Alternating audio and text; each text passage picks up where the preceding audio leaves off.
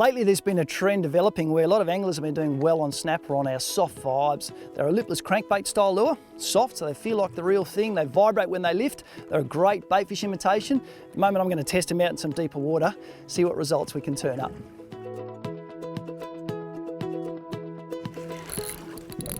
There's a fish. Fishing in 60 to 70 metres of water at the moment. It's just admiring all the bait swing past the boat. Something, let's grab the lure. Let's see what we got. And here is our first snapper of the morning. And this is the lure I was so keen to try in the deeper water. Looks like it's producing the goods.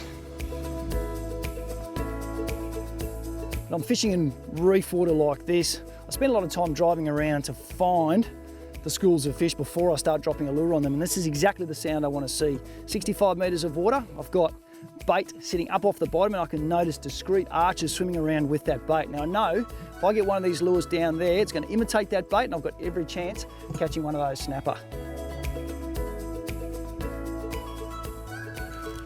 The fish has crash tackled that vibe on the way down. That's the power of just running that line out between your thumb and forefinger as you let the lure go down, and if it suddenly stops or the speed suddenly increases, you know something's eating it. You don't need to fish overly heavy when you're using soft vibes for reef species. Just get a fast tapered spin rod in that 4 to 6 kilo or 6 to 10 kilo range, around a 2.5 to 4,000 size threadline reel, 20 to 30 pound braid, 20 to 30 pound leader, and you are well and truly in the game. That's it, in the net. You little beauty. Gorgeous fish, and he has crash tackled that. You don't think snapper like vibes? Check out that. Aren't they magnificent fish? Get a whole lot bigger than this, but they are so programmed to hunting out bait fish, which is why your soft plastics and lures like that work, and it's also the reason why sinking soft vibes work. The vibration they emit, and sometimes just sitting dead still in the water, giving off that hiding bait fish imitation, it's just too much for these guys to resist. And I'm getting these lures down to depth. It helps using a visible braided line. It's obviously fine diameter without stretch. And I keep an eye on the speed of that line. If it hits the bottom, it'll visibly slacken off. And at that stage, I just engage the reel, and now I can fish this lure as actively or as passively as I want. If they're active, they'll also eat it after a few jigs while it's sitting down there, and if I want to be really lazy, I can just pop the rod in the rod holder and just let the action of the boat work the lure. It's a case then of just sitting back, let the rod holder do all the work. Hasn't woken up yet. Oh yes. Oh, that's a good fish.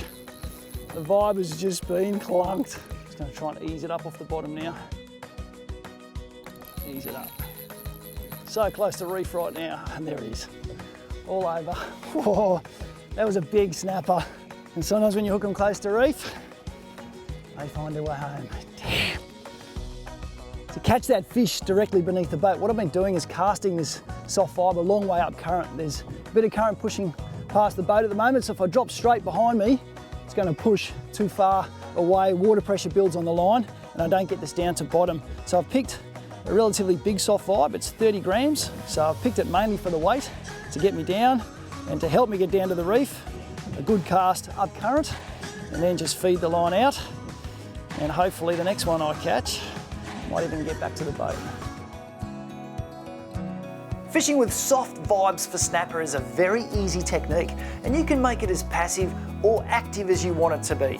Just choose a lure weight that suits the depth of water you're fishing in, get it down to the fish, and then let the rod and these very effective lures do the rest of the work for you.